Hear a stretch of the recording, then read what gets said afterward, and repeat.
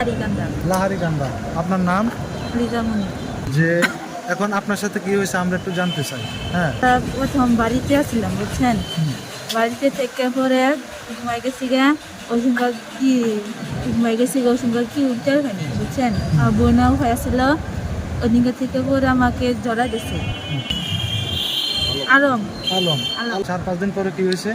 4-5 দিন পরে ওখানে বাড়ি থাকতাম, তো লোক তো কই যাই না যাই, লোক 5টা বাজে রাতে 10টা বাজে আপনি তখন ওখানে গেছেন কেন?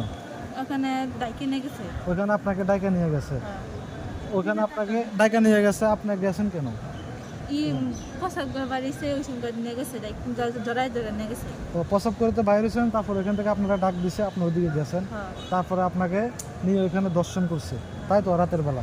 তারপরে আপনাকে দর্শন করার পরে আপনাকে চিল্লাচিল্লি বা কোনো কিছু করার চেষ্টা করছেন কিনা? বা করার চেষ্টা করছিলাম, করে মুখ চাপড়ে ধরছিল, মুখ যায় তারপর মানে ধরছিল, কি কবি না, আমি যা করছি তাই করছি, তোর আর কি কবি না, 50 এই করছে। মানে কাউকে বলবেন না। আর তারপরে টাকা টাকা টাকা কত গেছিল, আমি গেছি টাকা নিব না, আমার টেহা নাকবো না, বাপ মা টেহা দিব, আমার টেহা নাকবো না, তাও ভুল করে দিয়ে গেছে। হুম। তো তারপরে আপনি এই ঘটনা মানুষকে জানান না কেন? জানেনি ভয়ে কালার, কিসের ভয়? যদি মারে। কে ওকে আপনাকে ধমকি দিছে মারবো বা কোনো কিছু বলছে? কি বলছে?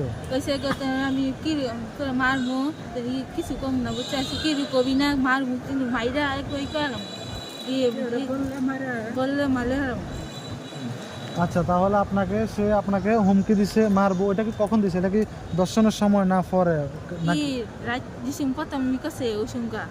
আচ্ছা, যখন দর্শন করছে আপনাকে তখনই হুমকি দিছে, তারপরেও দর্শন করার পরে ও কি করছে?